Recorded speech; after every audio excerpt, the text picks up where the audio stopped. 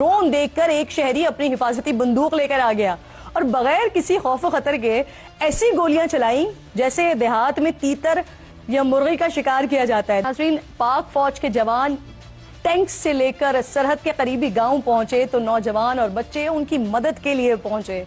दुश्मन की आंखों से बचाने के लिए टैंक को कैमोफ्लेज करने में भरपूर मदद की। एक और महाज पर नौजवान टैंक्स में गोले लोड करवाते रहे ताकि दुश्मन को ताक कर निशाना बनाया जा सके। और तो और जब पाकिस्तान दुश्मन पर खतरनाक फतह वन बरसा रहा था तो कौम के बहादुर बच्चे और जवान ऐसे वो मंजर देख रहे थे जैसे वो खुद दुश्मन को चाहते हैं। नाजरीन, सिर्फ अपनी जात नहीं, पाकिस्तानियों ने अपना माल भी पेश किया है।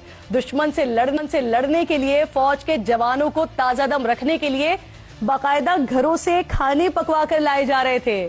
कई शहरियों ने अपने घर ही फौजी जवानों के हवाले कर दिए ताकि उन्हें किसी भी किस्म की कोई परेशानी ना हो, कोई मुश्किल ना हो।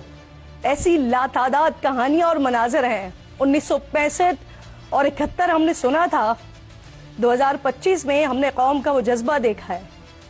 ये जंग सिर्फ फौज ने नहीं बल्कि एक कौम ने लड़ी है और ये अभी जो मेरी हालत है या जबान में जो लर्जिश है ये वही जज्बा है। हर देखे जाने वाले मनाजर गवाही